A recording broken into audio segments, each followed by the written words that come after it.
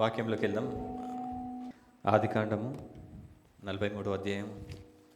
వారు ఐగుప్తు నుండి తెచ్చిన ధాన్యము తినివేసిన తర్వాత వారి తండ్రి, మీరు మరలా వెళ్ళి మన కొరకు కొంచెం ఆహారం కొనుడని వారితో అనగా, యూదా అతన్ని చూచి, ఈ మనుషుడు మీ తమ్ముడు మీతో ఉంటేనే కానీ మీరు నా ముఖము చూడకూడదని మాతో గట్టిగా చెప్పాను. ప్రార్థన చేసుకుందాం. దేవ వాక్యం ద్వారా మీరు మాట్లాడమని. తండ్రి యేసయ్య నీకు వందనాలు. తండ్రి దేవ వాక్యం ద్వారా మా జీవితాలను కట్టండి. తండ్రి దేవ నీ వాక్యంకి శక్తి ఉన్నది. తండ్రి దేవ జీవింపజే శక్తి ఉన్నది. తండ్రి దేవ మాలో నీ జీవం ఉండునుగాక యేసయ్య. తండ్రిదేవ నీ వాక్యం వెళ్తుండగానే తండ్రిదేవ సూచక్రియలు అద్భుత కార్యములు జరిగించి మా జీవితాలను మా కుటుంబాలను కట్టమని యేసుక్రీస్తు నామమున అడుగుతున్నాను తండ్రి. ఆమేన్. హల్లెలూయా. మనం లాస్ట్ టైం ఏం చూసుకున్నామంటే యాకోబుకి 12 మంది పిల్లలు ఉంటారు. యోసేపు మాత్రం ఐగుప్తులో ఉంటాడు. ఐగుప్తులో ఉన్న యోసేపు ఆయన ఏం చేస్తాడంటే అక్కడ ఫరోకి కూడా అధిపతిలాగా మారుతాడు. ఆ ఫరో ఇంట్లోనే ఉంటాడు యోసేపు. అలా అయితే యోసేపు అక్కడ ఉన్నప్పుడు వీళ్ళు అన్నలు ఏం చేస్తారు, మొత్తం కరువు వస్తుంది, ప్రపంచమంతా కరువు వస్తుంది. అలా అయితే కానాను దేశం నుంచి ఇప్పుడు ఐగుప్తు వారికి ఏమవుతారంటే ఆ యాకోబు అన్నల్ని పంపిస్తాడు. అన్నలు వస్తారు, వచ్చి యోసేపుని అడుగుతారు. యోసేపు అంటే గుర్తుపట్టరు కాబట్టి, ఓ ఫరో, ఓ నా ప్రభువా, మాకు ధాన్యం ఇస్తావా అని అంటే, అప్పుడు ఆ యోసేపు అంటాడు, మీరు మనుషులు కాదు, మీరు టెర్రరిస్టులు అని చెప్పి వాళ్ళని జైలు వేస్తాడు. జైలు వేసిన తర్వాత అందులో ఎందుకు ఇదంతా చేస్తాడంటే యోసేపుకి ఒకటి డౌట్ ఉంది. ఆయనకు ఒక డౌట్ ఏంటంటే, యోసేపు బెంజమీను ఇద్దరు రాహేల్కి పుడతారు. రాహేల్కి పుడతారు. అలా అయితే యోసేపుని చంపేసిన ఈ అన్నలు ఈ బెంజమీన్ని కూడా చంపేసిర్రేమో అంటే తమ్ముడు. బెంజమీన్ ఎవరు? తమ్ముడు. ఈ మిగతా అండలందరూ కూడా వేరే వాళ్ళకు పుట్టినోళ్ళు, అంటే పెద్దమ్మలో వాళ్ళకు పుట్టినోళ్ళు. కానీ ఈ యోసేపుకి బెంజమీన్కి ఒకటే తల్లి ఎవరంటే రాహేలు. అలా అయితే ఈ 10 మంది అన్నల క్రూరత్వము యోసేపు కనులారా చూసిండు. కొడతా ఉంటే, చంపుతా ఉంటే, ఆ బావిలో పడేయడం, ఇదంతా కనులారా చూసిన యోసేపుకి ఒక డౌట్ ఉంది. ఏంటంటే, నా తమ్ముడిని బ్రతకనిచ్చిరా, నా తమ్ముడిని కూడా చంపేసిర్రా అని ఒక డౌట్ ఉంది. అందుకోసం ఏమంటుండంటే, నేను మిమ్మల్ని ఎప్పుడు వదులుతా అంటే, మీరు ఎంతమంది అంటే వాళ్ళు చెప్తారు, మేము 12 మంది, అందులో ఒక అతను చనిపోయిండు, ఒక అతను ఇంటికాడున్నాడు అంటే, ఆ ఇంటికాడున్న బెన్యామీన్ని నా కండ్ల ముంగట పెడితే నేను మిమ్మల్ని విడుదలిస్తా అన్నాడు. హల్లెలూయా. అంటే తమ్ముడిని చూడాలని ఒకటి ఆశ ఉంది. ఆ తమ్ముడు చనిపోయిండా బతికిండా తెలియాలి కదా. ఆ తమ్ముడిని చంపేసినా తెలిస్తే వీళ్ళ సంగతి అయిపోతుంది. కాబట్టి ఆ తమ్ముడు ఎట్లున్నాడు తెలుసుకోవడానికి ఆ తమ్ముడిని తీసుకురా అన్నాడు. అందుకోసం ఏం చేస్తారంటే, ఒక సిమియోను, అందులో ఒక అతన్ని సిమియోన్ని బంధిస్తాడు, మిగతా 9 మందిని పంపిస్తాడు. మనకు తెలుసు, లాస్ట్ టైం ఈ స్టోరీ చూసుకున్నాం. అలా అయితే ఆ 9 మంది వెళ్ళాక వాళ్ళు అంటారు, ఇంకొకటి ఏడి అంటే సిమియోన్ లేడు అంటాడు. ఎందుకు లేడు అంటే, బెన్యామీన్ని పంపిస్తేనే తప్ప సిమియోన్ని వదలడంట అనేవారికి యాకోబు ఏం చేస్తాడు, అప్పుడు నేను బెన్యామీన్ని వదలను. హల్లెలూయా. సిమియోన్ ఏమన్నా కానీ నాకు సంబంధం లేదు, నేను బెన్యామీన్ని, ఈయన నా ప్రియకుమారుడు, ఉన్న యోసేపు చనిపోయిండు, రాహేలు ఇష్టం. మనకు కూడా ఎవరన్నా మనం ప్రేమించిన వాళ్ళు చిన్న చిన్న పనులు చేస్తే మస్తు ఇష్టపడతాం. వేరే వాళ్ళు చేసినట్టే ఇష్టపడం. మనం ప్రేమించిన వాళ్ళు చేసిరనుకో, మన బొమ్మ గీసిరనుకో, మన పిల్లలు ఎవరైనా బొమ్మ గీసిరనుకో, అది కోతిలాగా ఉన్నా కానీ అబ్బా ఎంత మంచిగా ఉందిరా అని చెప్పి ముద్దాడుకుంటాం. అదే ఒకవేళ వేరేవాడు గీసినంటే, ఏం తీసినావు రా, కోతి మొహం తీసినావు, కోతి మొక్క పోవడానికి వానే తిడతాం మనం. అంటే రాహేల్ అంటే ఇష్టం కాబట్టి, రాహేల్కి పుట్టిన పిల్లలంటే కూడా యాకోబుకి ఎంతో ఇష్టం. అందులో కూడా చచ్చిపోయిండు. అంటే చచ్చిపోయినా అనుకుంటుండు కానీ చచ్చిపోలేదు. ఇంకా ఉన్న బెన్యామీన్ని, ఆ సిమియోని చచ్చిపోయినా నాకు సంబంధం లేదు, కానీ నేను బెన్యామీన్ని మాత్రం వదలను అని చెప్తుండు. హల్లెలూయా.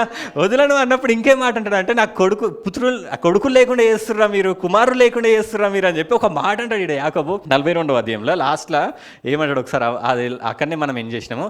అయితే అతడు, నా కుమారుని మీతో వెళ్ళనీయను, ఇతని అన్న చనిపోయాను, అంటే యోసేపు చనిపోయాడు అనుకుంటున్నాడు, ఇతడు మాత్రమే మిగిలి ఉన్నాడు, మీరు పోవు మార్గంన ఇతనికి హాని సంభవించిన ఎడల యోసేపు లేడు, షిమ్యోను లేడు, మీరు బెన్యామీనును కూడా తీసుకొని పోదురు. ఇవన్నీ నాకు, ఇంగ్లీష్లో ఉంది, ఎవ్రీథింగ్ ఈజ్ అగేన్స్ట్ మీ. అంటే ఆ యాకోబు అంటుడు, ప్రతిదీ కూడా నాకు అగేన్స్ట్గా, అంటే నాకు ప్రతికూలంగా, నాకు విరుద్ధంగానే జరుగుతుంది. యోసేపు చనిపోయాడు, సిమియోను బందికానలో ఉన్నాడు, ఇప్పుడు బెన్యామీను కూడా రమ్మంటాడు. బెన్యామీను కూడా ఏమైనా అయిందంటే, నేను చచ్చిపోతాను, నా వల్ల కాదు, నేను చచ్చిపోతాను. ప్రతిదీ ఆయన యాకోబు ఏమని ఏడుస్తుండే, ప్రతిదీ నాకు అనుకూలంగానే ఉంది, ప్రతిదీ నాకు విరుద్ధంగానే ఉంది అనుకుంటున్నాడు. కానీ నిజంగా చెప్పాలంటే ప్రతిదీ ఆయనకు విరుద్ధంగా ఉందా? ఈయన కుమారుడే అక్కడ యోసేపు. హల్లెలూయా. ఈ కరువుల కాపాడడానికి దేవుడు ముందే ఆయన అక్కడికి పంపించిండు. దేవుడు అనుకూలంగా చేస్తుండా, ప్రతికూలంగా చేస్తుండా? యాకోబుకి ఆహారం కావాలి, వీళ్ళు బ్రతకాలి కాబట్టి దేవుడు ముందే యోసేపుని ఆడికి పంపించిండు. దేవుడు ప్రతి ప్లాన్ మన జీవితంలో ఎందుకు చేస్తాడు అంటే మన మంచికే చేస్తాడు. ఎందుకు చేస్తాడు? కానీ యాకోబు ఏమంటాడు? ప్రతిదీ ఎందుకు అవుతుందంట? నాకు ప్రతిదీ విరుద్ధంగా అవుతుంది, నాకు ప్రతిదీ ప్రతికూలంగా అవుతుంది, నేను ఎందుకు బ్రతకాలి అయ్యో అని కొందరు మనం కూడా ఏడుస్తాం కదా. కొన్నిసార్లు మనం ఏదైనా అనుకున్నది జరగలేదు అనుకో, అయ్యో నాకు ఎందుకు ఈ శ్రమ వచ్చింది, నేను ఎందుకు బతుకుతున్నాను, అసలు చచ్చిపోతే బాగుండు, అన్నీ నాకు విరోధంగానే ఉన్నారు, అందరు నాకు శత్రువులే, ఎవ్వరు నన్ను ప్రేమించేటోళ్ళు లేరు, ఇదేంది నా బ్రతికే ఈ బతుకొకటి, ఎందుకు బతికినో ఏమో అది అని చెప్పి ఇష్టం వచ్చినట్టు తిట్టుకుంటాం మనం. హల్లెలూయా. తిట్టుకుంటారా లేదా? కొన్నిసార్లు శ్రమలు వచ్చినప్పుడు మనల్ని మనం తిట్టుకుంటూ ఉంటాము. అట్లనే ఈ యాకోబు కూడా ఆయనకైనా తిట్టుకుంటుండంటే ఏమనుకుంటే ప్రతి ఒక్కటి కూడా నాకు విరుద్ధంగానే ఉంది, కానీ ప్రతి ఒక్కటి కూడా ఆయనకు అనుకూలంగా జరుగుతూ ఉంది. యాకోబు ఆ కుమారుల్ని కనడము, ఆ యోసేపు అక్కడికి వెళ్ళడము, అక్కడికి వెళ్ళి అక్కడ అందరికంటే గొప్పవాడవడము, ఇవన్నీ ఎందుకు జరుగుతుందంటే వీళ్ళకి ఆహారం ముందే, కరువు రాకముందే ఏం చేస్తుందంటే దేవుడు యోసేపుని అక్కడికి పంపించిండు. హల్లెలూయా, హల్లెలూయా. మనకి దేవుని ప్లాన్స్ అర్థం కావు. ఆయన చేసేది ప్రతిదీ మన జీవితంలో మన మంచిగా చేస్తూ ఉంటాడు. ఎందుకు చేస్తూ ఉంటాడు? ప్రతిదీ ఎందుకు చేస్తూ ఉంటాడండి?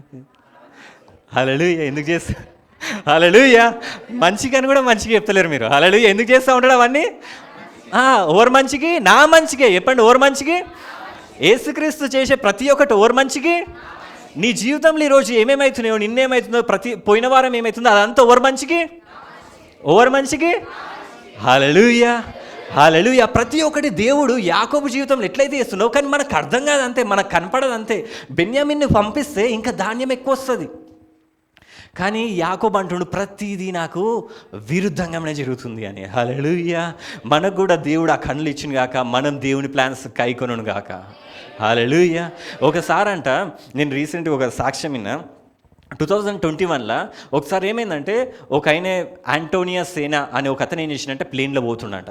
ప్లేన్లో పోతూ ఉంటే ఆ ప్లేన్ అమెజాన్ ఫారెస్ట్, అంటే ఇప్పుడు ప్రపంచంలోనే అతిపెద్ద ఫారెస్ట్ అది.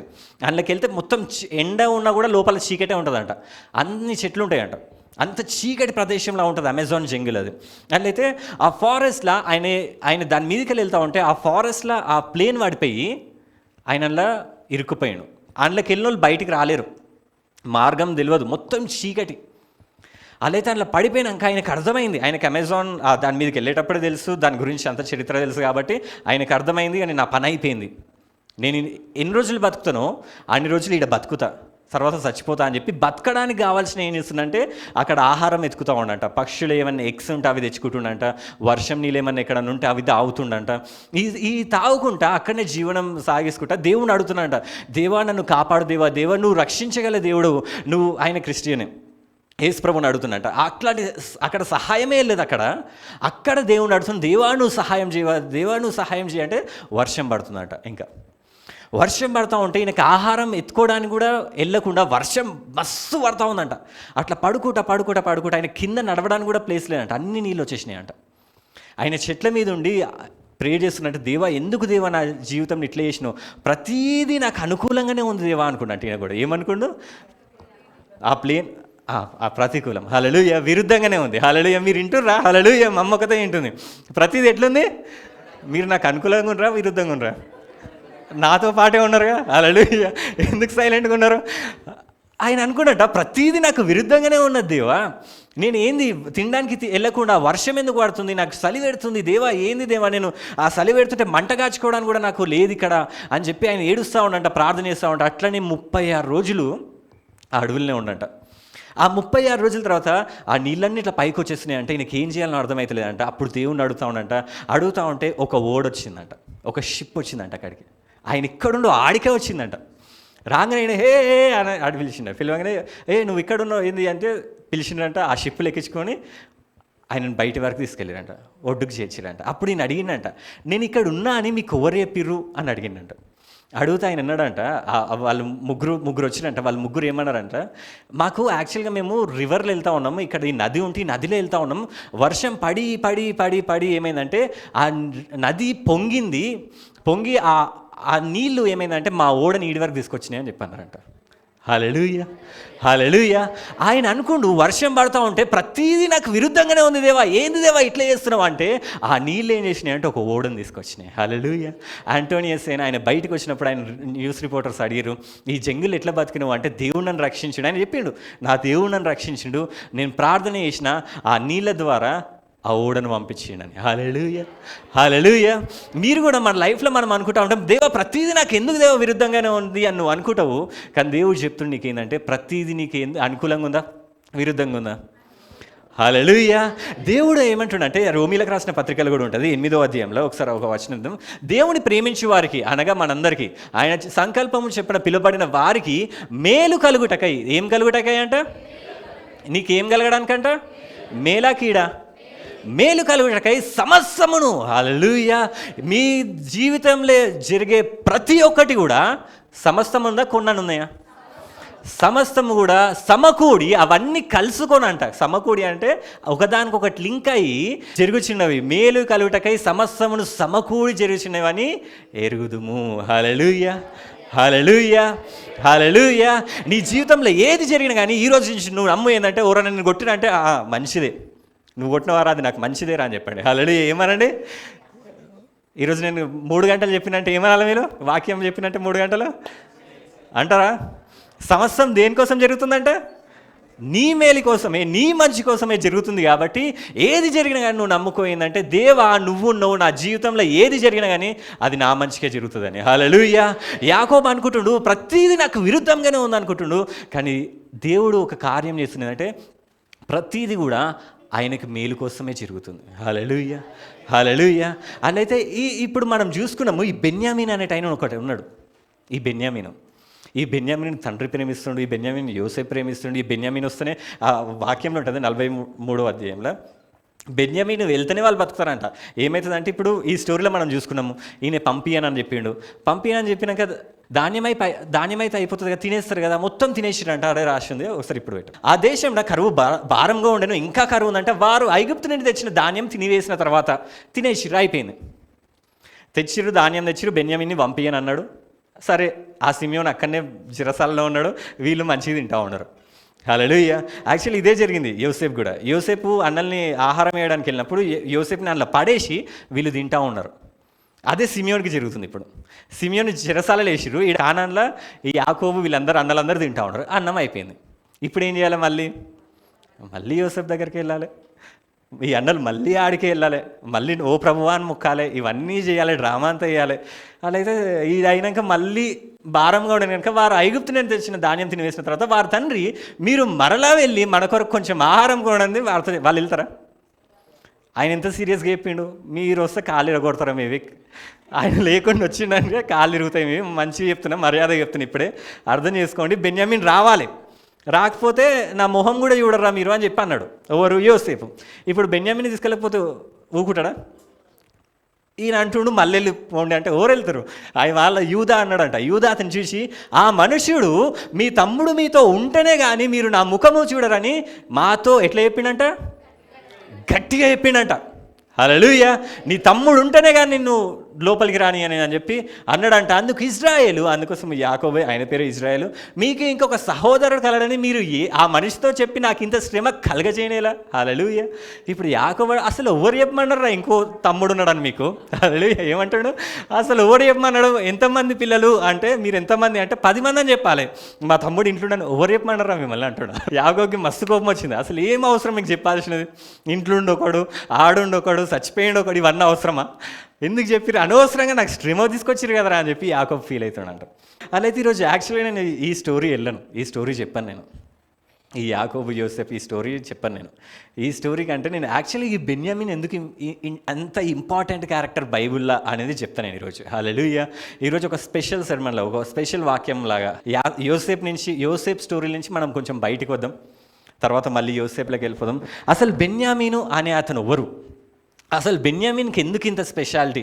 అసలు బెన్యామీను ఆడ రాసి ఉంటుంది, బెన్యామీను వెళ్తేనే తప్ప మనం బతకమని చెప్పి.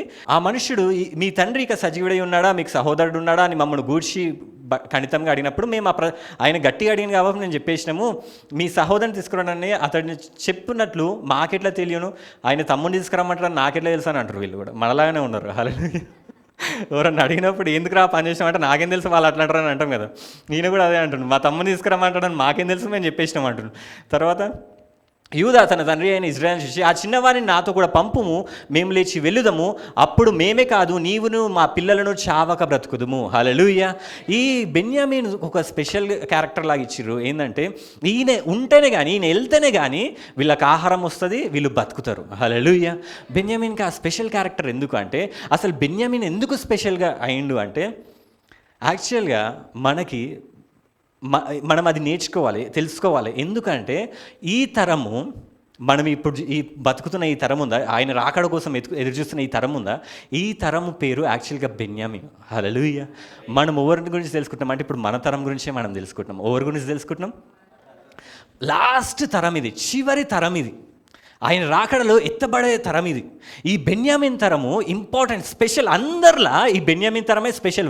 ఇప్పుడు వరకు భూమి స్టార్టింగ్ నుంచి ఎంతమంది బతికిర్రో అన్ని తరాల కంటే 12 తరాలు ఉన్నాయి అందులో.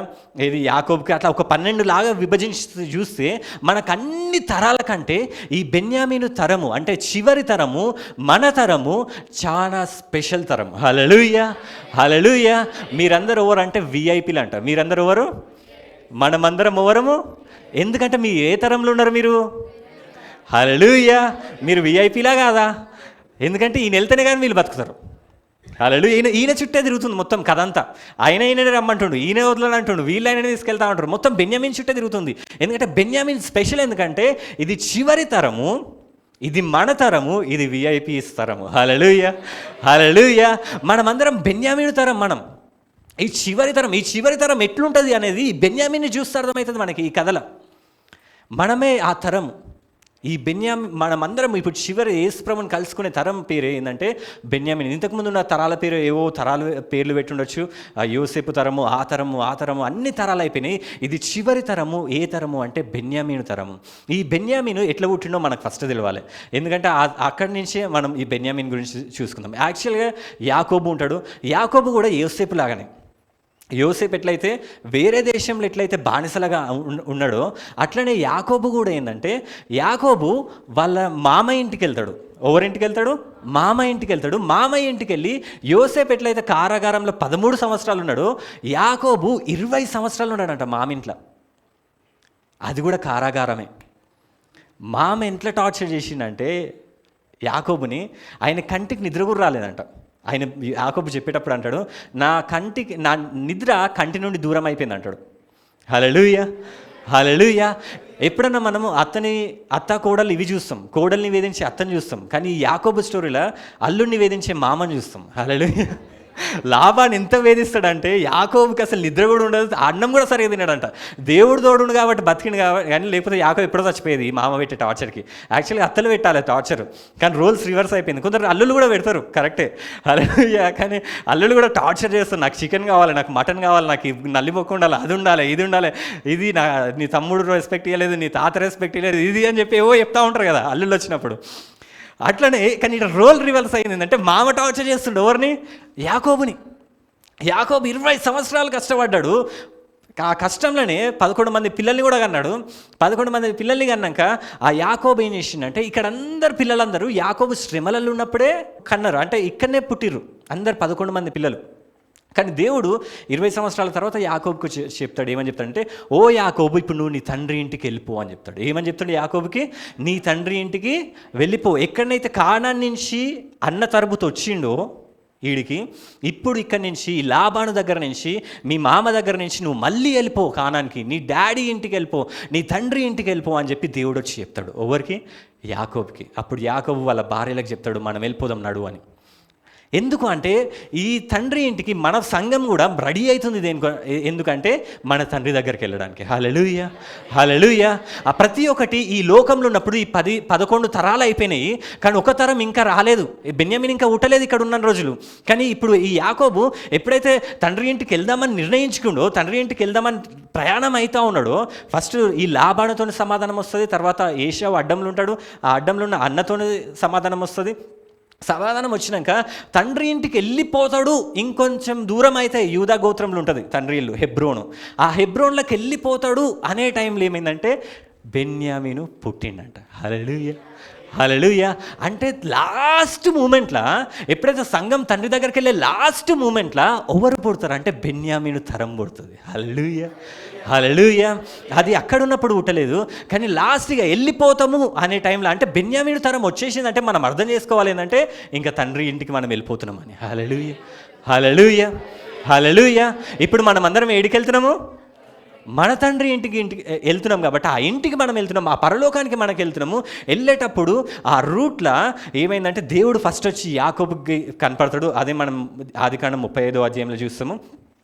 ఏమైందంటే మరియు దేవుడు వచ్చి కలిసినట్ట. ఇప్పటికి ఇంకా బెన్యామీను పుట్టలేదు. దేవుడు బేతెల్ దగ్గర వచ్చి అంటే ఆ రూట్లో వచ్చి చెప్తున్నాడు అంటే నేను సర్వశక్తి గల దేవుడను, నీవు ఫలించి అభివృద్ధి పొందుము. హల్లెలూయా. ఆల్రెడీ 11 మంది పిల్లలు పుట్టిర్రు, అయినా దేవుడు ఏమంటుండంటే నువ్వు ఫలించి అభివృద్ధి పొందుము, జనముల సమూహమును నీ వలన కలుగును, రాజులను నీ గర్భవాసమున పుట్టెదరు. హల్లెలూయా. ఈ వాగ్దానము దేవుడు బెన్యామీను ఒక్కనికే ఇస్తుండు.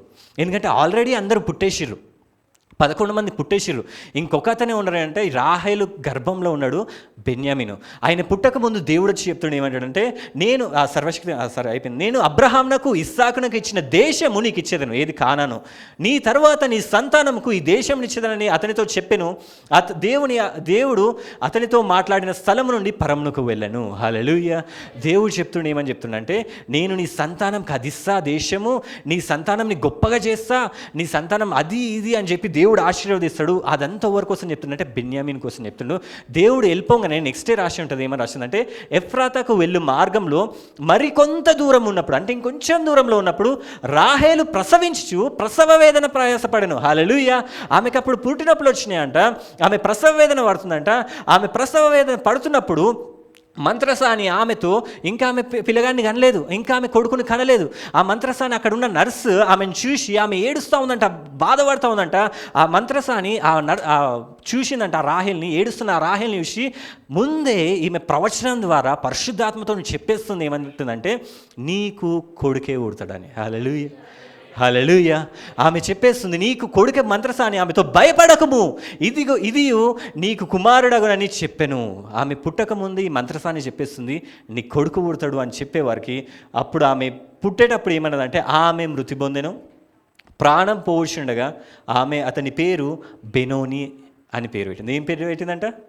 బెనోని అని పేరు. అంటే ప్రసవేదన వాడేటప్పుడు ఆమె మంత్రసాని చెప్పేసింది నీ కొడుకే, కన్ఫర్మ్ ఫిక్స్ అయిపోవడంగానే ఆ కొడుకు పుట్టక ముందే ఈమె చెప్పేస్తుంది ఆ కొడుకు పుడతాడా, సరే ఆయనకు బెనోని అని పేరు పెట్టేసింది.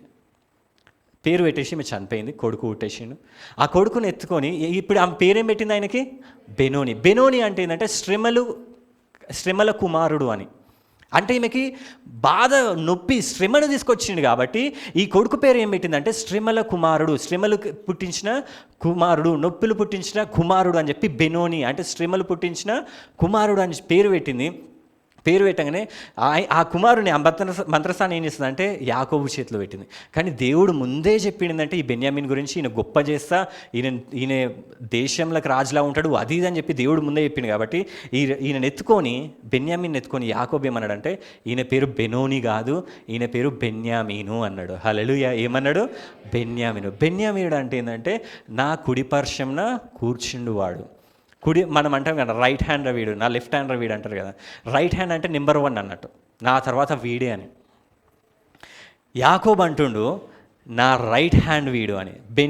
బెన్నోని అంటే సన్ ఆఫ్ సారో అంటే శ్రమల కుమారుడిని. ఈ యాకోబు ఏమంటుండంటే ఈయన శ్రమలు పుట్టించే కుమారుడు కాదు, ఈయన నా కుడి పార్శ్వంలో ఉండే కుమారుడు అని. హల్లెలూయా, హల్లెలూయా. ఈ బెన్యామీన్ గోత్రంని కూడా ఈ సంఘం కూడా ఈ బెన్యామీన్ గోత్రంని కనాలి, కానీ ఈ కనడానికి ఎన్నో శ్రమలు పడ్డది. సంఘం కూడా ఈ బెన్యామీన్ గోత్రంని చూసి ఏమన్నా వేరే వేరే పేర్లు పెట్టుండొచ్చు, కానీ దేవుడు చెప్తుండే ఏమని చెప్తుండంటే మనమంట ఈ బెన్యామీన్ తరం అంట దేవుని కుడిపార్శ్వంన కూర్చునే తరం అంట. హల్లెలూయా, హల్లెలూయా. నువ్వు ఎవరివంట, ఎక్కడ కూర్చుంటావంట? నువ్వు దేవుని కుడి పార్శ్వంన కూర్చుంటావంట. హల్లెలూయా. లోకమంతా అనుకుంటా ఉంటుంది, ఏవో పేర్లు పెడతా ఉంటుంది, కానీ అవన్నీ పట్టించుకోకు. దేవుడు నీకు పేరు పెట్టిండు. ఏమని పేరు పెట్టినంటే నువ్వు ఎవరివంట? బెన్యామీనువి. హల్లెలూయా, హల్లెలూయా. నువ్వు ఎక్కడ కూర్చున్నావు? సంఘంలో బ్రదర్ ప్రేయర్ పవర్ చర్చ్లు అంటారా? హల్లెలూయా. ఎక్కడ కూర్చున్నారు మీరు? దేవుని కుడి పార్శ్వంలో కూర్చున్నవారు. హల్లెలూయా. మీరే ఆ బెన్యామీను తరము. హల్లెలూయా. హల్లెలూయా. సంఘం పట్టించుకోకపోయినా కానీ దేవుడు నిన్ను పట్టించుకుంటాడు. హల్లెలూయా. ఆ తండ్రి నిన్ను పట్టించుకుంటాడు. ఈ తరంని సంఘం అర్థం చేసుకోకపోవచ్చు. కొన్ని సంఘాలు నిజంగానే ఈ తరంని అర్థం చేసుకోవు. ఈ తరం ఎందుకంటే యంగ్ బ్లడ్. హల్లెలూయా. ఈ తరం ఏ బ్లడ్? యవనస్తులు ఉంటారు ఎక్కువ. ఎందుకంటే అందరికంటే చిన్నోడు ఎవరు? బెన్యామీను. నిజంగా ఈ తరంలో మీరు గమనిస్తే ఈ తరంలో ఎక్కువ పాస్టర్స్ ఎవరైతారు? హల్లెలూయా. యంగ్ పీపుల్ ఉన్నారు. ఎక్కడ కొన్ని సంఘాలు చూస్తే యంగ్ పీపులే లీడ్ చేస్తారు. హల్లెలూయా. ఎక్కడ ఎందుకు ఇక్కడ చూస్తే ఎవరు లీడ్ చేస్తారు? హల్లెలూయా. హల్లెలూయా. యంగ్ పీపుల్ ఎక్కువ కనపడుతున్నారు, యూత్ ఎక్కువ కనపడుతున్నారు. ఈ తరమే అట్లాంటిది. హల్లెలూయా. అందరికంటే చిన్న తరము, అందరికంటే బలమైన తరం ఇది. హల్లెలూయా. హల్లెలూయా. అంటే యంగ్ ఉన్న వాళ్ళందరూ బెన్యామీన్ తరం అంటలేను నేను. హల్లెలూయా. బెన్యామీను ఆత్మ అంటే బెన్యామీను తరంలాగా బ్రతికేటోళ్ళందరూ బెన్యామీన్ తరం. హల్లెలూయా. కొందరు వాళ్ళు ఏజ్డ్ కనిపించినా కూడా దేవుడు వాళ్ళని పక్షిరాజు యవనం వల్లే వాళ్ళని యవనం ఏం చేస్తాడు? నూతన పరుస్తాడు. హల్లెలూయా. ఈ టైమ్స్లో నేను ఫాక్స్ న్యూస్ ఇట్లా రీసెంట్గా సర్వేస్ ఇవన్నీ చూసిన చాలామంది ఏం చెప్తున్నారు అంటే సర్వేస్ ఏం చెప్తున్నాయి అంటే ఈ క్రిస్టియన్స్ అంట ఎక్కువ మంది యూత్ దేవుని దగ్గరకు వస్తారంట, యవనస్తులు దేవుని దగ్గరకు వస్తారంట. పెద్దోళ్ళు కనపడతారు చర్చెస్లలో ఎక్కువ. ఎవరు కనపడతారు ఎక్కువ? యవనస్తులు కనపడతారు. యవనస్తులు దేవుని సేవ చేస్తారు. హల్లెలూయా. యవనస్తులు ఒకప్పుడు అనుకునేది ఏంటంటే యవనస్తులు పాపం చేస్తారు, యవనకాలం దాటిన వాళ్ళు దేవుని సేవ చేస్తారు. ఇది ఒకప్పుడు ఉన్నది మాట. హల్లెలూయా. కానీ ఇప్పుడు యవనస్తులు పాపంని చేయిస్తారు. హల్లెలూయా. యవనస్తులే దేవుని కాడి మోస్తారు. యవనస్తులు దేవుని సేవ కోసం ఉరికొస్తారు. ఇప్పుడు మనమందరం పరిశుద్ధాత్మలో ప్రార్థన చేద్దాం, పరిశుద్ధాత్మలో ఆరాధిద్దాం అనే వారికి నాకు ఒక్కనికి అన్య భాషలు వచ్చి ఉండొచ్చు అని చెప్పి నేను ఓరి కాల హజరాషి ఇట్లా అన్య భాషలు మాట్లాడుతున్నా. నా చుట్టుపక్కల ఉన్న యవనస్తులందరూ మాట్లాడుతారు అన్య భాషలు. నేను షాక్ అయినా, వీళ్ళందరికీ అన్య భాషలు కూడా వచ్చినాయి అని చెప్పి నేను వాళ్ళు మ్యూజిక్ ఎగురుతున్నారు అనుకున్నా. కానీ కాదు, వాళ్ళ ఆత్మతోని మనసుతోని హృదయపూర్వకంగా యవనస్తులు ఇప్పుడు బలంగా తయారవుతారు. హల్లెలూయా. ఎందుకంటే ఇది బెన్యామీను తరం ఇది. హల్లెలూయా. హల్లెలూయా. మీరందరూ బెన్యామీన్ తరమా పోయిన తరాలా? ఏ తరం మీరు? యవన బలం ఉందా లేకపోతే ముసలోళ్ళ బలం ఉందా మీకు? హల్లెలూయా. హల్లెలూయా. మనందరము బెన్యామీను తరమే. ఎవరు మనమందరము? బెన్యామీను తరమే. ఈ కుడిపార్శ్వంలో కూర్చునే తరం. ఎందుకంటే కుడిపార్శ్వంలో కూర్చుందంట కీర్తనలు 110వ అధ్యాయం ఉంటుంది. ప్రభువు నా ప్రభుతో సెలవిచ్చిన వాకు, నేను నీ శత్రువులను నీ పాదములకు పీఠంగా చేయ వరకు నా కుడిపార్శ్వంన కూర్చుండుము. హల్లెలూయా. దేవుడు చెప్తున్న ఏంటంటే కుడిపార్శ్వంలో కూర్చున్న వాళ్ళ కాళ్ళ కిందనంట శత్రువులు ఉంటారంట. హల్లెలూయా. ఎవరుంటారు కాళ్ళ కింద? శత్రువులు. నీ శత్రువులందరూ నీ కాళ్ళ కింద వచ్చిన గాక. ఎందుకు నువ్వు ఎక్కడ కూర్చున్నావు? దేవుని కుడిపా. నువ్వు ఎవరివి? ఏ తరం నువ్వు? బెన్యామీన్ తరమే. హల్లెలూయా. నీ శత్రువులందరూ నీ కాళ్ళ కింద వస్తారు. ఎందుకు మెన్షన్ చేస్తున్నా అంటే ఇదంతా ఎందుకంటే చివరి శత్రువు కొరింథీయులకు రాసిన పత్రికలు ఉంటుంది, 1 కొరింథీయుల 15వ అధ్యాయంలో. మనందరికీ చివరి శత్రువు ఎవరంటే, లాస్ట్ ఎనిమీ ఎవరంటే డెత్ అంట, మరణం అంట. అదే రాసింది. ఎందుకనగా తన శత్రువులందరినీ తన పాదముల క్రింద ఉంచి వరకు ఆయన రాజ్య పరిపాలన చేయుచుండెను. కడపట నశింపజేయబడు శత్రువు మరణము. హల్లెలూయా. మనం ఎందుకు మనల్ని కూర్చోబెట్టి మన శత్రువులందరినీ కాళ్ళ కిందకి తీసుకొస్తున్నట్టే దేవుడు. కడపట నశింపజేయు శత్రువు ఎవరంటే మరణం. అంటే మన చివరి శత్రువు ఎవరంటే మరణము. ఈ బెన్యామీను తరం ఏం చేస్తుందంటే మరణంని జయించే తరం అంట. హల్లెలూయా. హల్లెలూయా. బెన్యామీను తరం ఏంటంటే ఆయన రాకడ వచ్చినప్పుడు వీళ్ళు చనిపోరు, వీళ్ళు మరణంని జయిస్తారు. వీళ్ళు కుడిపార్శ్వంలో కూర్చున్నారు కాబట్టి ఆయన రాకడ వచ్చినప్పుడు వీళ్ళు అందరు మిగతా తరాలు చనిపోయారేమో, వాళ్ళు చనిపోయి సమాధులలోకి వెళ్తారు. కానీ ఈ తరము మరణంని జయిస్తారు. చివరి శత్రువు అయిన మరణంని కూడా వాళ్ళ కాళ్ళ కింద తీసుకొస్తారు. ఎట్లా అంటే వాళ్ళు మరణంని జయించి వాళ్ళు యేసుప్రభు వచ్చినప్పుడు చనిపోకుండా దేవునితో వెళ్ళిపోతారంట. హల్లెలూయా. హల్లెలూయా. కాబట్టి ఈ చివరి తరము మన బెన్యామీను తరము. మనము ఆ తరంలో ఉన్నాము. మనకి మరణం లేదు. ఒక రోజు వస్తుంది. ఆయన ఇప్పటిదాకా పాట పాడిగా మనం ఏం పాట పాడినాం? రాజాది రాజా రా రా రాజువై రా రా. ఆయనను పిలుస్తూ ఉన్నాం మనం. దేవా రాదేవా రాదేవా అంటే ఆయన వస్తాడు. వచ్చినప్పుడు మనం చనిపోకుండా దేవుని దగ్గరికి వెళ్ళిపోతాం. హల్లెలూయా. హల్లెలూయా. మరణంని జయించే తరం ఎవరు? మనమే. ఎవరు వాళ్ళు? మనమే. నువ్వు నేను ఈ బెన్యామీన్ తరంలో ఉన్నాము. ఈ తరం వాళ్ళు మరణంని జయిస్తారు. అన్ని శత్రువులు పాపంని ఎందుకు యవనస్తులు వస్తారంటే వాళ్ళు పాపంని జయిస్తారు. వాళ్ళు మరణంని కూడా జయించే ఒక టైము ముందు మనకున్నది. హల్లెలూయా. హల్లెలూయా. యవనస్తులు మొత్తం లోకమంతా క్రైస్తవులు మారుతురు. అప్పుడు పెద్దోళ్ళే వచ్చేది. ఇప్పుడు యవనస్తులంతా ఎందుకు వస్తారంటే దీని గురించి ప్రవచనం ఆల్రెడీ రాసి ఉంది ఏంటంటే ఈ తరము వస్తుంది అని. అందుకోసమే ప్రకటనలో కూడా మనం చూస్తే అది రాసి ఉంది. ప్రకటనలో ఆమె గర్భిణి సంఘం గురించి ఉంది ప్రకటనలో. ఇది మనం ఆదికాండం కాదు. ఆమె గర్భిణి అయి ప్రసవవేదన పడుచు ఆ నొప్పులకు కేకలు వేయించినను. ఈ బెన్యామీన్ని తరం కనడానికి సంఘం ప్రసవవేదపడి కేకలు వేస్తుందంట. సమస్త జనములను ఇనుపదండముతో ఏలనై ఉన్న ఒక మగ శిశువును, ఈ బెన్యామీన్ తరము, మనం అందరినీ ఏల్తామంట. ఆమె కనగా ఆమె శిశువు దేవుని యొద్దకును ఆయన సింహాసనం వద్దకు కొనిపోబడను. హల్లెలూయా. మనము పుట్టిన మన తరము మనం చనిపోమంట కానీ దేవుని దగ్గరికి అట్లా కొనిపోబడతామంట. హల్లెలూయా. మరణంని జయించే తరం ఎవరు? మీరు జయిస్తారా లేదా మరణంని? మరణంకి భయపడే తరమా మనము? మరణంని జయించే తరం. హల్లెలూయా. హల్లెలూయా. దేవుడు ఈ తరానికి మస్తు శక్తి ఇచ్చిండు, మస్తు బలం ఇచ్చిండు. ఈ తరం వాళ్ళు ఏంటంటే మరణంని కూడా చేస్తారు. ఎందుకు యవనస్తులను దేవుడు పిలుచుకుంటుండంటే యవనస్తులు పాట పాడినప్పుడు యవనస్తులు దేవుని స్తుతించినప్పుడు నేను చూస్తున్నాను ఏంటంటే యవనస్తులు వాళ్ళ గలములెత్తి వాళ్ళు సైలెంట్గా ఉండలేరు. అప్పుడు పాత తరాలలో అందరూ వచ్చి ఎట్లుండదంటే పాటలు పాడేటప్పుడు వాళ్ళు వాడుకొని ఓకే పాడు. ఈ తరం పాత తరాలు ఇట్లా పాటలు పాడరు, సైలెంట్గా వస్తారు. ఫ్యాన్ మంచిగా ఉంది అంటే వాళ్ళు ఏం సౌండ్. కానీ యవనస్తులు ఎట్లున్నారు అంటే ఇప్పుడు యవనస్తులు అరుస్తూ ఉన్నారు, ఓ దేవా మహోన్నతుడా, ఓ మహిమ మేఘమా దీవుదేవా అని చెప్పి ఏడుస్తూ ఉన్నారు. ఈ యవనస్తులు ఎందుకు మరణం చేస్తారు అంటే వాళ్ళు ఒక ప్యాషన్ ఉంటుంది, వాళ్ళు ఒక అగ్నిలాగా రగులుతూ ఉంటారు. దేవుని కోసం నేను ఏమైనా చేస్తా, కొండలన్నా పిండి చేస్తా, ఏమైనా చేస్తా అని చెప్పి వాళ్ళు ఉరుకుతూ ఉంటారంట యవనస్తులు. హల్లెలూయా. హల్లెలూయా. ఈ యవనస్తులు ఈ బెన్యామీన్ తరం బలంగా తయారవుతుంది, మరణంని జయిస్తుంది. వాళ్ళు స్తుతిస్తారు, ఆరాధిస్తూ ఉంటారు. అప్పుడు ఏమంటారు తెలుసా? పెద్దోళ్ళు ఏమంటారు తెలుసా? ఏంది ఇదంతా, ఈ అర్షుడేంది, ఈ ఆడుడేంది? పెద్దోళ్ళు ఏమంటారు? పోయిన తరాలు అటు పైన తరాలు ఈ కింది తరాన్ని ఎక్కిరిస్తూ ఉంటారంట. ఏంది ఇదంతా, ఏం ఎగురుడు, ఏం అరుషుడు, స్తుతించాలి, మనిషి ఇట్లా చేతుల దగ్గర పెట్టుకోవాలి, పర్పెండిక్యులర్గా ఉండాలి, హ్యాండ్స్ ఇట్లా కొట్టాలి, స్కార్ఫ్ వేసుకోవాలి, సపట్లు ఇట్లా మెల్లగా కొట్టాలి, గట్టిగా అరవద్దు. ఏంది ఇది, ఏమైపోతుంది, సైతాన్ ఎక్కడి నుంచి వస్తుంది, ఇట్లా ఉండొద్దు, ప్రార్థన ఎట్లా పడితే అట్లా చేయొద్దు. అట్లా కాదు, యవనస్తులు ఇట్లా పట్టించుకోరు. ఇవన్నీ దేవుణ్ణి ఆరాధించాలనిపిస్తే ఎక్కడైతే ఆరాధిస్తా నేను, ఆటోలో ఆరాధిస్తా, బస్సులో ఆరాధిస్తా, ఆఫీస్లో ఆరాధిస్తా, ఏడు అరవబుద్ధి అయితే ఆడ అరుస్తా నేను, నా ఇష్టం. కొందరు నేను మొన్న ఒక వర్షిప్ కాన్ఫరెన్స్ అయినాయి, ఆ కాన్ఫరెన్సెస్కి ఆ 9 o'clockకి ప్రేయర్ అంటే 3 గంటలకు వెళ్ళి కూర్చురంట యవనస్తులు. యవనస్తులకు ఉన్నంత ఫైర్ మామూలులకు ఉండదు. హల్లెలూయా. హల్లెలూయా. వాళ్ళని చూసి వీళ్ళు తిట్టుకుంటూ ఉంటారు, ఏంది అదంతా. ఇప్పుడు యవనస్తులు అందరు పాస్టర్లు వస్తూ ఉంటే పాత పాస్టర్లు అందరూ యవనస్తులను తిడుతూ ఉన్నారు, ఏంది అదంతా. ఆ స్పిరిట్ ఎక్కడి నుంచి వచ్చిందో చూపెడతాం. మనకి లూకాసు వార్తలు సేమ్ ఇట్లనే జరుగుతుంది. ఆ తప్పిపోయిన కుమారుడు చిన్నోడు యవనస్తుడు తిరిగి వచ్చినప్పుడు ఆ యవనస్తుడు ఏం చేస్తాడు, వాళ్ళ డాడీతో డాన్స్ చేస్తూ ఉంటాడు. ఎవరితోని? ఈ తప్పిపోయిన కుమారుడు ఈ డాడీ దగ్గర డాన్స్ చేస్తూ ఉంటే పెద్దోడు వచ్చి ఏమంటుందంటే, అప్పుడు అతని పెద్ద కుమారుడు, ఇంకా పెద్దోళ్ళు ఉన్నారు, పొలంలో ఉండెను. వాడు పొలం నుండి వచ్చి ఇంటి దగ్గరికి రాగా వాద్యములను నాట్యములు జరుగుట విని దాసులు ఒకని పిలిచి ఇవి ఏమిటని అడగగా. హల్లెలూయా.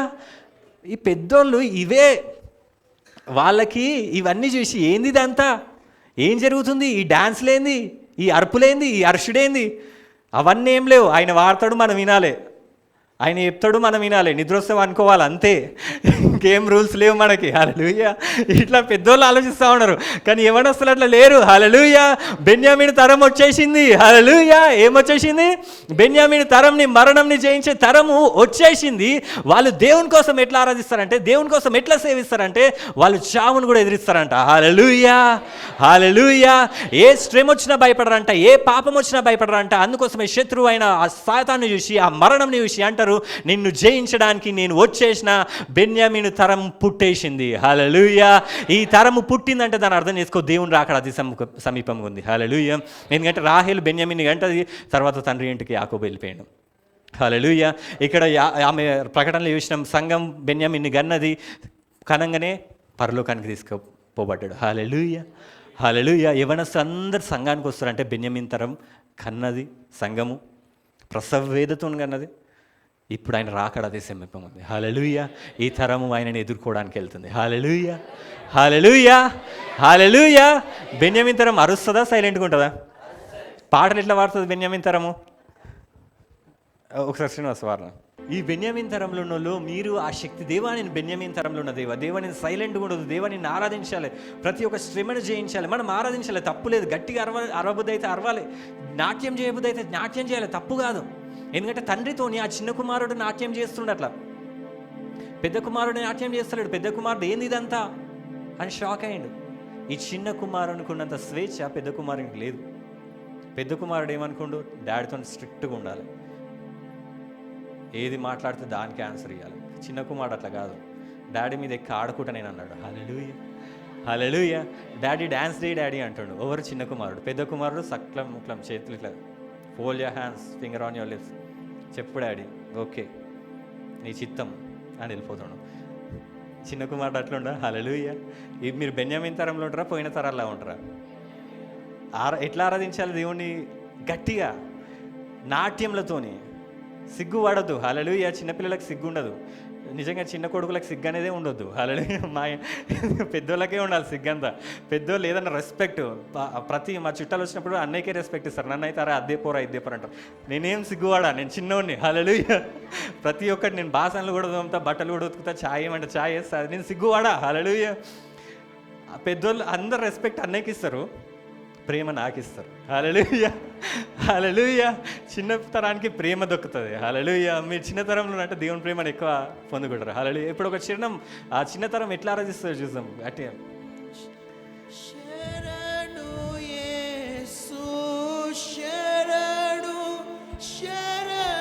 ఇక్కడ బెన్యామీన్ తరంలో వాళ్ళు ఉంటే ఆరాధించండి, మీరు నోరు తెరిచి ఆరాధించండి.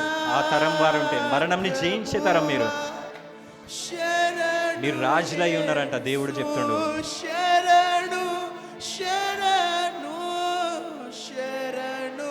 మనం మనుషులం కాదు, ప్రతి చెడుతనం మనలో ఉంది. అందుకోసం ఆయన శరణం కోరుకుంటాం మనం.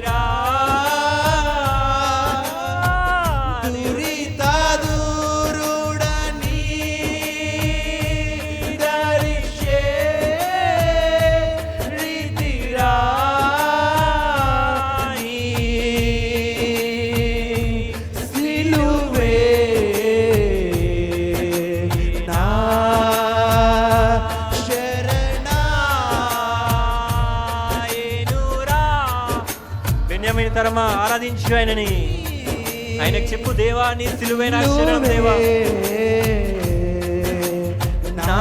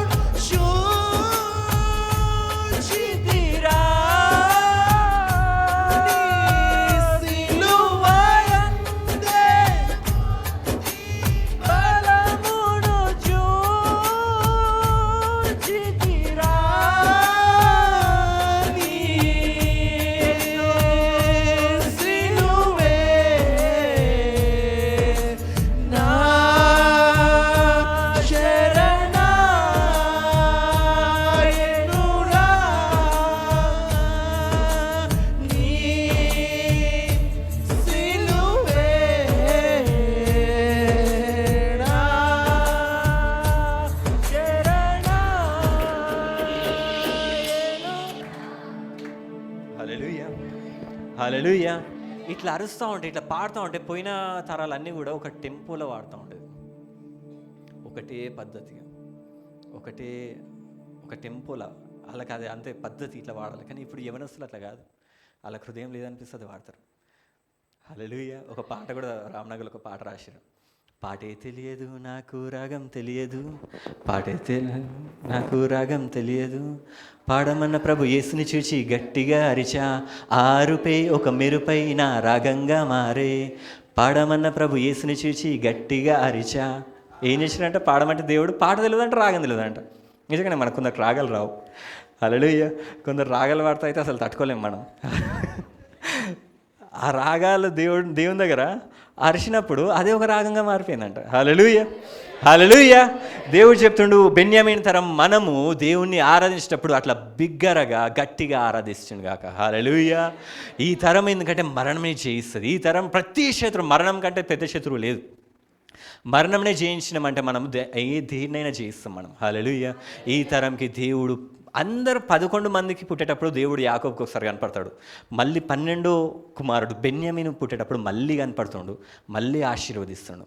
అంటే ఈ తరము స్పెషల్ తరం అని. హల్లెలూయా. మనమందరం స్పెషల్ పీపుల్ మనమందరం. ఎందుకంటే మనం మరణంని చూడం. ఎందుకంటే యేసుప్రభు రాబోతుండు. ఆయన చాలా మంది ఏమంటారు అంటే 5-10 ఇయర్స్లో వచ్చేసారంట యేసుప్రభు. రావచ్చు, నిజంగానే. అవును, నేను కూడా నమ్ముతున్నది. మనం ఈ తరము మన చావును మనం చూడం, మన రక్షకుడైన మన యేసుక్రీస్తు ప్రభువుని చూస్తాం. హల్లెలూయా, హల్లెలూయా, హల్లెలూయా. కాబట్టి ఈ తరము ఎట్లుండాలంటే ఆయనని ఆరాధించాలి, స్తుతించాలి, బిగ్గరగా కేక వేయాలి.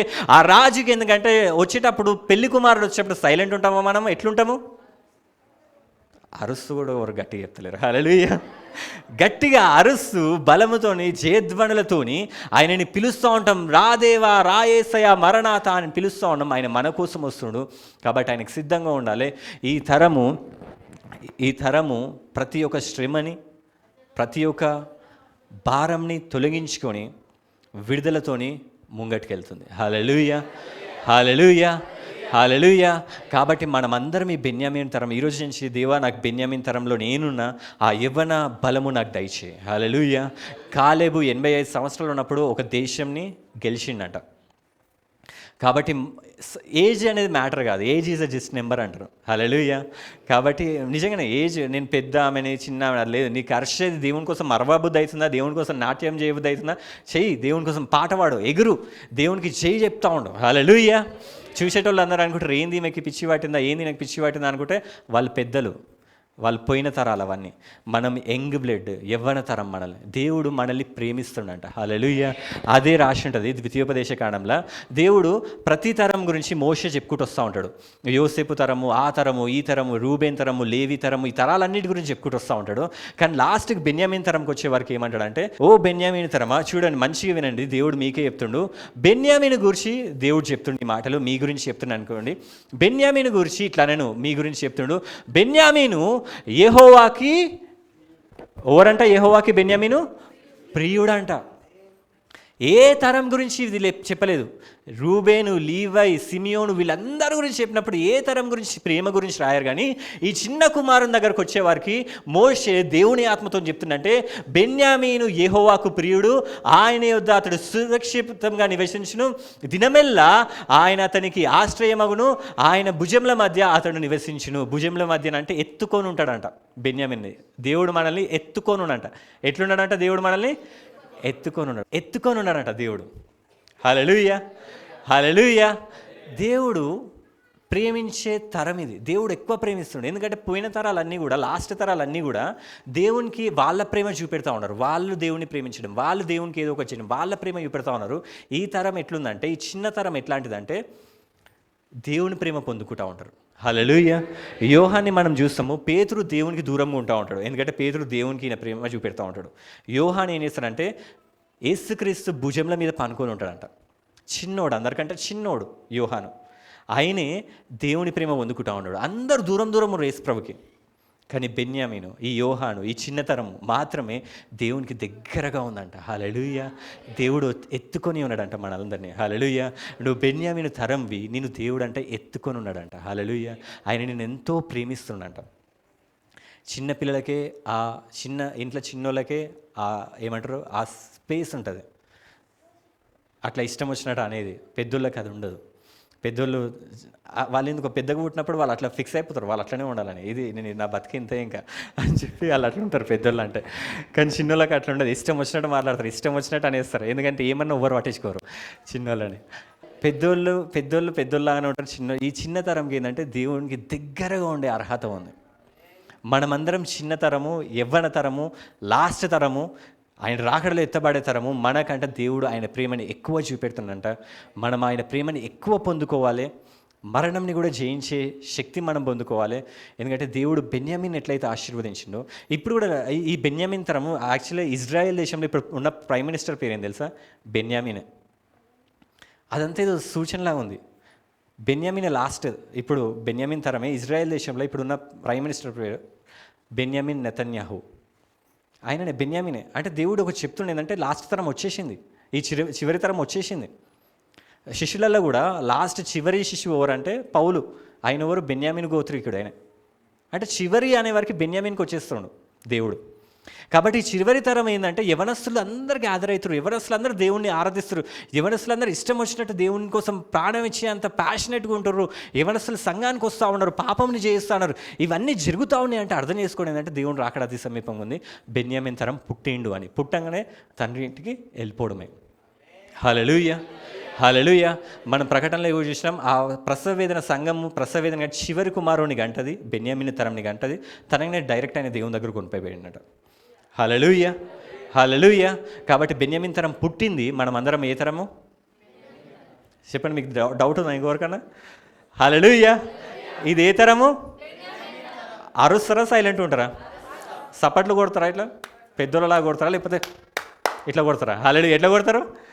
సపట్లే కొడతలేరు మీరు. హల్లెలూయా. మనం దేవుడిని ఆరాధించేటప్పుడు ఎట్లా ఆరాధించాలంటే ఒక ఉత్సాహంతో, ఒక జేద్మడతో, నేను యవనస్తుని, నాకు బలం ఉంది, నేను అరుస్తా, దేవాని కోసం నేను ప్రాణం ఇస్తా దేవా అని చెప్పి యవనస్తులాగా మీరందరూ మారునుగాక. హల్లెలూయా. సంతూర్ సోప్ పెట్టుకుంటే యవనంగా మారరు కానీ హల్లెలూయా మమ్మీ అని చెప్పి దేవుని బెన్యామిన్ ఆత్మ, ఆ తరం యొక్క స్పిరిట్ మీకు దిగిరంటే మీరు యవనస్తులాగా మారుతారు. హల్లెలూయా. ఫెయిర్ అండ్ లవ్లీలు అవసరం లేదు మనకి. ఇప్పుడు ఎవరు ఫెయిర్ అండ్ లవ్లీలు వాడతలేరు అనుకుంటా, వాడుతారా? పెద్ద పెద్ద ఏవో వాడుతారా క్రీమ్స్, హల్లెలూయా, గార్నియర్ ఇట్లాంటివి. హల్లెలూయా. మీకు యవ్వన బలం ఎట్లా వస్తుంది అంటే ఈ బెన్యామిన్ తరంలో నుంచి వస్తుంది. హల్లెలూయా. యవ్వనస్తులు ఆరాధించేటప్పుడు అక్కడికి వెళ్ళి మీరు కూడా యవ్వనస్తులాగా ఎగరండి, ఆరాధించండి, దుంకండి మీ ఇంట్లో ఉన్నప్పుడు. హల్లెలూయా. బండలే మిరిగిపో. హల్లెలూయా. దేవుని గట్టిగా ఆరాధించుకుంటే, ఎగురితే, దేవుని సంతోషిస్తే అదే బెన్యామిన్ తరము. ఆ తరము మరణంని కూడా జయిస్తుందంట. హల్లెలూయా. దేవుడు నాకు నిజంగా దేవుడు రీసెంట్ టైమ్స్లో ఎక్కువ మాట్లాడుతున్నా ఏంటంటే మన సంఘం అంట, నేను అందుకోసం లాస్ట్ టైం కూడా చెప్పిన, లాస్ట్ వీక్ కూడా ఆత్మని ఎక్కువ పొందుకోండి, దేవుని మరణంని జయించే శక్తి ఇస్తాడని చెప్పి. నాకు నిజంగా దేవుడు మాట్లాడుతున్నా ఏంటంటే మన సంఘంకి దేవుడు మరణంని జయించే శక్తి ఇస్తున్నాను. హల్లెలూయా, హల్లెలూయా. మరణకరమైన రోగంలో కూడా మన సంఘంలో బాగుపడతారని. హల్లెలూయా. కాబట్టి మనం అందరం అట్లా అంటే మనం అందరం ఏ తరంలో ఉన్నట్టు? మనం అందరము బెన్యామిన్ తరంలో ఉన్నట్టు. హల్లెలూయా. కాబట్టి దేవుడు అతి సమీపంగా మన కోసం వస్తున్నాడు. ఈ బెన్యామిన్ ఈరోజు మనం బెన్యామిన్ స్పెషాలిటీ ఏందో చూసుకున్నాము. కాబట్టి నెక్స్ట్ వీక్ యోసేఫ్ స్టోరీ చూసుకుందాం. ఇప్పుడు బెన్యామిన్ యాకోబు బెన్యామిన్ని పంపిస్తాడు. యాకోబు బెన్యామిన్ని పంపించినప్పుడు యోసేపు ఈ బెన్యామిన్ని ఎట్లా చూసి ఏం చేసిండు, ఎట్లా ట్రీట్ చేసిండు. ఎందుకంటే 20 సంవత్సరాల కింద చూసిన చిన్న పిల్లగాడు ఈ బెన్యామిన్. యోసేపు 20 years బ్యాక్ చూసిండు. మళ్ళీ ఇప్పుడు కళ్ళారా ఆ యోసేపు చూసినప్పుడు ఆ సంతోషం ఎట్లుండొచ్చు, ఆ ప్రేమ ఎట్లుండొచ్చు, ఆ మాటలు ఎట్లుండొచ్చు, ఎట్లా ట్రీట్ చేసిండు, ఈ బెన్యామిన్ ఎట్లా ట్రీట్ చేసిండు, ఇదంతా మంచి మంచి స్టోరీ ఉంటుంది. హల్లెలూయా. నెక్స్ట్ వీక్ రండి ఖచ్చితంగా. హల్లెలూయా. ఎవరు మిస్ కాకండి. హల్లెలూయా. దేవుడు మీకు అందరికి బెన్యామిన్, మీరందరూ 10 గంటల కంటే నైట్ 10 గంటలకు రావాలి. హల్లెలూయా. వాళ్ళు చెప్పిన వర్షిప్ కాన్ఫరెన్స్లో 9 గంటల కంటే 3 గంటలకు వచ్చిర్రు, పొద్దున 3 గంటలకి. మీరు తొందరగా రండి, దేవుణ్ణి ఆరాధించండి, స్తుతించండి, గణపరచండి, ఆయనలో లీనమైపోండి, పరిశుద్ధాత్మ పూండులు అయిపోండి, అన్య భాషలు పొందుకోండి, ప్రవచనాలు పొందుకోండి. దేవుడు మీ పట్ల గొప్ప కార్యాలు చేయను గాక. దేవుడి చిన్న వాక్యం దేవుడు దీవించిన గాక. ఆమేన్.